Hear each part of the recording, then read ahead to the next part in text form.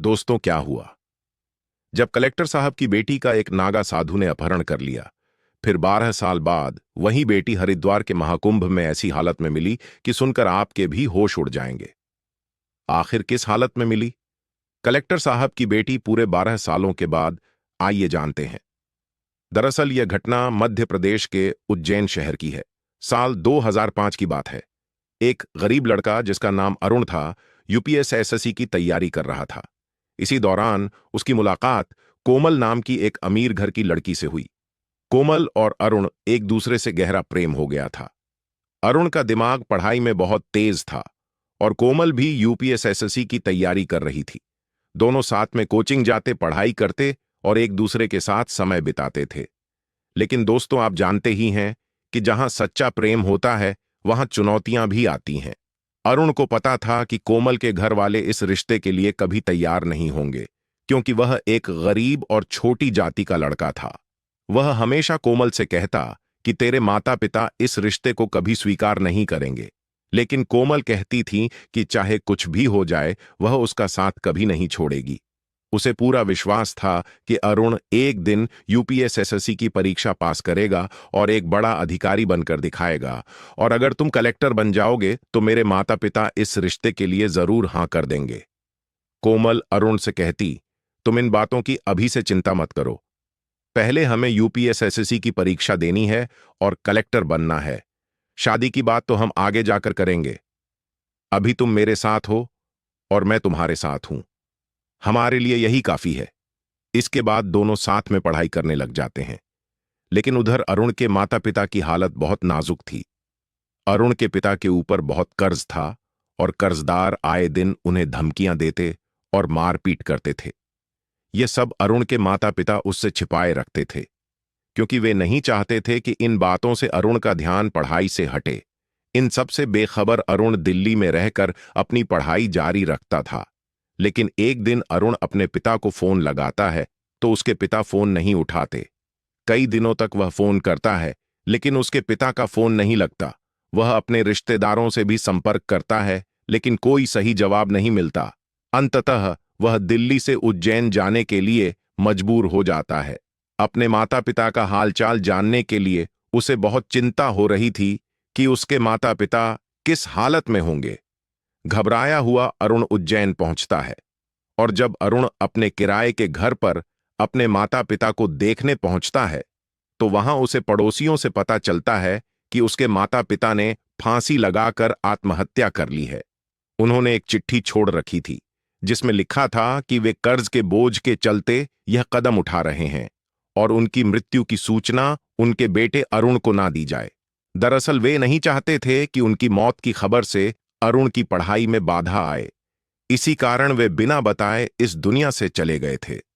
जब अरुण को इस घटना के बारे में पता चला तो वह पूरी तरह से टूट गया। उसे कर्जदार और गुंडों पर बहुत गुस्सा आ रहा था। उसने अपने पड़ोसी से वह चिट्ठी मांगी जो उसके माता पिता ने अंतिम क्षणों में लिखी थी। उस चिट्ठी में कई कर्जदार के नाम भी लिखे थे।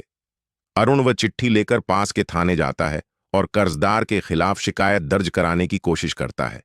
लेकिन थानेदार और दरोगा उसकी शिकायत लिखने से साफ इनकार कर देते हैं, क्योंकि वे कर्जदार कोई छोटे मोटे लोग नहीं थे, बल्कि उस इलाके के विधायक के रिश्तेदार थे और उनमें से एक तो विधायक का बेटा ही था। इसलिए थानेदार ने अरुण की शिकायत दर्ज करने से मना कर दिया। उल्टा उसने अरुण को धमकाते हुए कहा कि उसकी भलाई इसी में है कि वह इस मामले को भूल जाए और चिट्ठी फाड़कर अपनी जिंदगी जी, वरना यह लोग उसे भी नहीं छोड़ेंगे। अरुण समझ चुका था कि उसके हाथ में अब कुछ नहीं है। न तो थानेदार उसकी शिकायत दर्ज कर रहा है और ना ही कोई सुनवाई हो रही है। लेकिन वह मन ही मन ठान लेता है कि चाहे कुछ भी हो जाए, वह अपने माता पिता की मौत का बदला जरूर लेगा। इसके बाद वह वापस दिल्ली लौट आता है और अपनी प्रेमिका कोमल को सारी जानकारी देता है। कोमल उसका सहारा बनती है और उसे हर तरह से सपोर्ट करती है ताकि वह फिर से उठ सके। अरुण अपनी यूपीएसएससी की परीक्षा की तैयारी में जुट जाता है। कड़ी मेहनत के बाद वह यूपीएसएससी की परीक्षा पास कर लेता है और इंटरव्यू में भी शानदार अंक लाकर कलेक्टर बन जाता है। लेकिन दुर्भाग्यवश कोमल यूपीएसएससी की परीक्षा पास नहीं कर पाती। इसके बाद अरुण कोमल के घर जाकर उसका हाथ मांगता। कोमल के घर वाले, जो पहले इस रिश्ते के खिलाफ थे, अब एक कलेक्टर का रिश्ता देखकर खुश हो जाते हैं और शादी के लिए हां कर देते हैं। अरुण और कोमल की धूमधाम से शादी होती है। इसके बाद अरुण की ट्रेनिंग होती है और वह कलेक्टर के पद पर नियुक्त हो जाता है। करीब 2 साल बाद अरुण की पोस्टिंग फिर उज्जैन में होती है। वहां पहुंचकर वह सबसे पहला काम अपने माता पिता के लिए न्याय दिलाने का करता है। वह उन कर्जदारों के खिलाफ मामला दर्ज कराता है जिन्होंने उसके माता पिता को आत्महत्या के लिए मजबूर किया था। यह मामला कोर्ट में जाता है और अंततः उन कर्जदार को सजा मिलती है। इस तरह अरुण अपने माता पिता की मौत का बदला पूरा कर लेता है।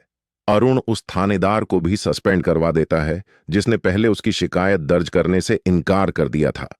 इसके अलावा वह उस विधायक के खिलाफ भी एफआईआर दर्ज कराता है जिसके रिश्तेदार इस अपराध में शामिल थे, और उसे विधायक पद से हटवा देता है। लेकिन कहानी यहीं खत्म नहीं होती।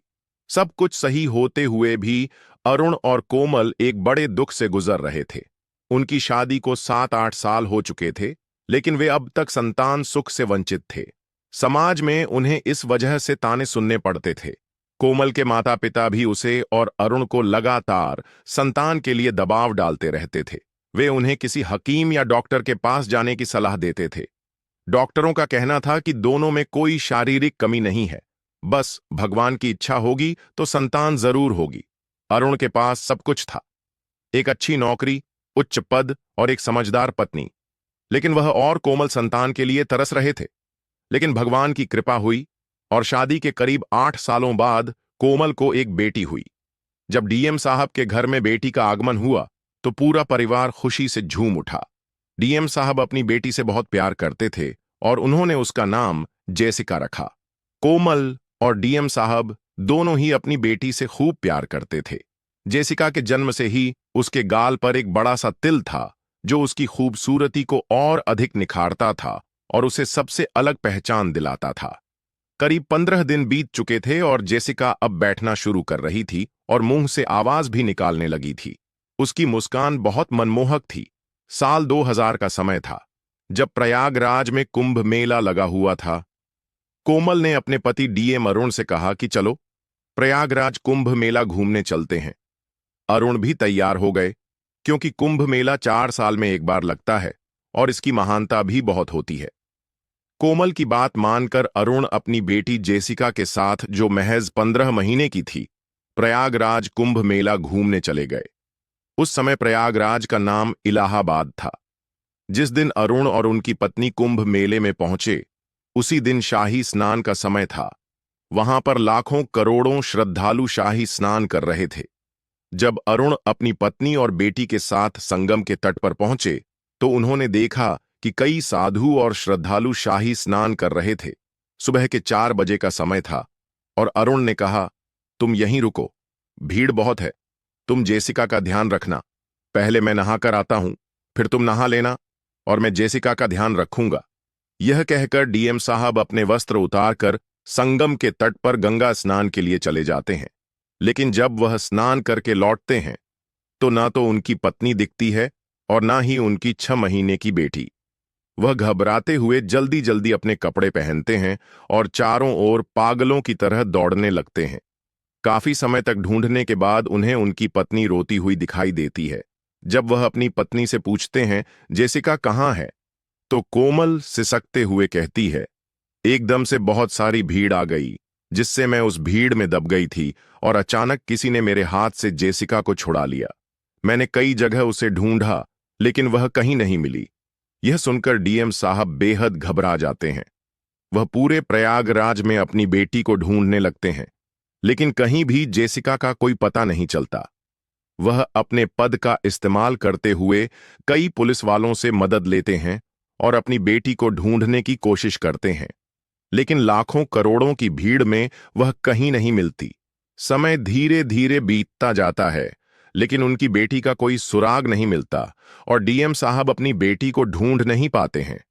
शादी के करीब 8 साल बिना संतान के गुजारे थे और फिर उन्हें एक बेटी के रूप में एक नया सवेरा मिला, लेकिन वह सवेरा भी कोई छीन कर ले गया। पता नहीं उनकी बेटी अब किस हाल में होगी। उनकी पत्नी का रो रोकर बहुत बुरा हाल हो रहा था। भले ही समय आगे बढ़ रहा था, लेकिन वह अपनी बेटी को भुला नहीं पा रहे थे। धीरे धीरे समय बीतता गया और करीब 2 सालों के बाद यानी कि साल 2015 में कोमल वापस से प्रेग्नेंट हुई और उन्हें एक बेटा हुआ। बेटा होने के बाद वह अपनी बेटी का गम धीरे धीरे भुला रहे थे। धीरे धीरे उनका बेटा भी बड़ा हो रहा था और अब साल 2025 आ चुका था। उनका बेटा अब करीब 9 साल का हो चुका था। साल 2025 के शुरुआत में ही प्रयागराज में महाकुंभ मेला लग रहा था, जो कि पूरे 144 सालों बाद लगा था। जब यह खबर कोमल को पता चली तो उसे अपनी बेटी की याद फिर से सताने लगी। लेकिन अब उनके पास उनका बेटा था, जो जेसिका की याद हमेशा भुला देता था। एक दिन जब टीवी में न्यूज आ रही थी कि प्रयागराज में महाकुंभ मेला लग रहा है, तो उनका बेटा, जिसका नाम आर्यन था, अपने माता पिता यानी कि डीएम साहब और कोमल से जिद करता है कि मुझे प्रयागराज कुंभ मेले में जाना है। लेकिन जैसे ही डीएम साहब कुंभ मेले का नाम सुनते हैं, वह काफी ज्यादा गुस्सा हो जाते हैं, क्योंकि कुंभ मेले में ही उनकी बेटी गुम हो गई थी और वह नहीं चाहते थे कि अब वापस कुंभ में वे जाएं और वहां पर कुछ वापस से अनहोनी हो जाए। वह अपने बेटे को डांट देते हैं और मना कर देते हैं, लेकिन कुछ दिनों तक उनका बेटा काफी नाराज रहता है और अपने माता पिता से बात तक नहीं करता। एक बेटे की जिद के आगे माता पिता को झुकना ही पड़ता है। डीएम साहब ने जब न्यूज में पढ़ा कि इस बार कुंभ का मेला काफी ज्यादा सुरक्षित होगा, कुंभ मेले में आर्टिफिशियल इंटेलिजेंस काम करेगी, जिसके चलते कोई भी गुम नहीं हो पाएगा और अगर कोई गुम हो जाता है तो वह तुरंत मिल भी जाएगा, उसकी लाइव लोकेशन भी पता चल जाएगी। तो यह सारी सुरक्षा के नियमों को देखकर डीएम साहब वापस से कुंभ मेला जाने का निश्चय करते हैं और अपने बेटे को कुंभ मेला घुमाने के लिए प्रयागराज जाते हैं। लेकिन उन्हें नहीं पता था कि उनका यह डिसीजन उनकी जिंदगी का सबसे शानदार डिसीजन होने वाला है। इस फैसले से उनके जीवन में एक नया सवेरा आने वाला है। डीएम साहब अपनी पत्नी और अपने 10 साल के बेटे आर्यन के साथ प्रयागराज के लिए निकल चुके थे। वे सबसे पहले प्रयागराज पहुंचे और कई सारे साधु महात्माओं का दर्शन किए, कई सारे मंदिरों में गए और कई सारे महान लोगों से मुलाकात की। कुंभ में कई सारे दिव्य साधु संत और नागा साधु आए हुए थे। इसके बाद वे सुबह 4 बजे वापस उठे, क्योंकि उस दिन शाही स्नान का समय था। उन्हें वह पुरानी यादें आ रही थीं जिसमें वह संगम के तट पर थे और उनकी बेटी खो गई थी। लेकिन इस बार वे ऐसा कुछ नहीं करना चाहते थे। उन्होंने अपने बेटे को खुद संभालने का निर्णय लिया और अपनी पत्नी को भी संभाला और फिर वे तीनों साथ में गंगा के घाट पर स्नान कर रहे थे। तीनों साथ में ही गंगा के घाट से वापस लौटे और अपने टेंट में गए।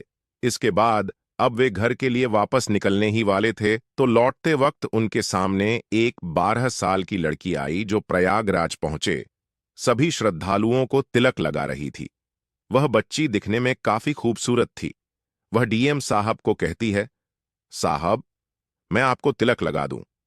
डीएम साहब जब उस बच्ची को देखते हैं तो दंग रह जाते हैं, क्योंकि वह बच्ची काफी ज्यादा खूबसूरत थी और जब उसके गाल पर उन्होंने काला तिल देखा तो उनका दिमाग सन्न रह गया, क्योंकि उनकी बेटी जेसिका के गाल पर भी काला तिल था। डीएम साहब अपनी पत्नी से कहते हैं, देखो कोमल, इस बच्ची के गाल पर तिल है। और जब कोमल देखती है तो वह भी दंग रह जाती है।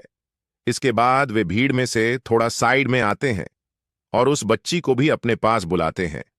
वह उस बच्ची को कहते हैं, बेटा तुम कौन हो? तो वह बच्ची कहती है, मेरा नाम गीता है। तब डीएम साहब कहते हैं, तुम कहाँ रहती हो? तो वह बच्ची कहती है, मैं यहीं पर एक साधु के पास रहती हूँ, वही मेरे पिता हैं और मैं उन्हीं के साथ रहती हूँ। तब डीएम साहब कहते हैं, मुझे तुम्हारे पिता यानी कि उस साधु से मिलवा दो। तो फिर वह बच्ची अपने पिता यानी कि साधु से मिलवाती है। जब साधु से डीएम साहब की मुलाकात होती है और डीएम साहब उस साधु से सवाल करते हैं, यह बच्ची तुम्हारी बेटी कैसी है? तो साधु कहते हैं, यह तो मेरी ही बच्ची है और हमेशा से मेरे ही पास है। तब डीएम साहब दबाव डालते हैं साधु के ऊपर और कहते हैं, इसकी मां कहाँ है? तो साधु हकलाकर बोलता है, इसकी मां तो बचपन में ही मर चुकी थी। डीएम साहब साधु का मुंह देखकर समझ रहे थे कि जरूर दाल में कुछ काला है। जब डीएम साहब थोड़ा ज्यादा दबाव डालते हैं और कहते हैं, मैं एक कलेक्टर हूं और अगर तुमने सच नहीं बताया तो तुम्हें जेल में डाल दूंगा। तो यह सुनकर वह साधु अपना मुंह खोल देता है और कहता है, हाँ, यह बच्ची को मैंने ही चुराया था।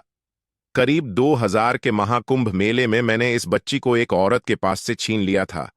फिर मैंने इसको बड़ा किया और उसके नाम से मैंने सभी लोगों से भीख मांगी थी। मैं प्रयागराज आने वाले हर श्रद्धालु से इस बच्ची के नाम पर भीख मांगता था और आज यह बड़ी हो गई है तो मैं इससे तिलक लगवाता हूं और जो भी पैसा आता है सब मैं रखता हूं। मैंने अपनी कमाई के लिए इस बच्ची को चुराया था। साधु की यह बात सुनकर डीएम साहब और उनकी पत्नी के पैरों तले जमीन खिसक जाती है। वह अपनी बेटी को गले से लगा लेते हैं। आखिर किसने सोचा था कि 12 सालों के बाद उनकी खोई हुई बेटी उन्हें इस हालत में मिलेंगी। इसके बाद उन साधु को काफी ज्यादा मारा जाता है और फिर उन्हें जेल में डाल दिया जाता है। दोस्तों, भगवान की ऐसी लीला होगी, डीएम साहब ने कभी सपने में भी नहीं सोचा होगा। जब जेसिका को पता चलता है कि उसके माता पिता यह हैं, तो वह भी काफी खुश हो जाती है। इसके बाद डीएम साहब भगवान का धन्यवाद करके वापस अपनी बेटी और अपने बेटे के साथ अपने घर लौट जाते हैं, जहां जेसिका को एक नया जीवन मिल चुका था। जेसिका ने बताया कि वह साधु उससे रोजाना भीख मंगवाता था और तिलक लगवाकर लोगों से पैसा भी लेता था। इससे पहले वह भीख मांगने का कार्य करती थी। तो दोस्तों, आपको यह घटना कैसी लगी? अगर आपको यह वीडियो पसंद आया हो तो कृपया इसे लाइक करें और कमेंट करें। बहुत बहुत धन्यवाद।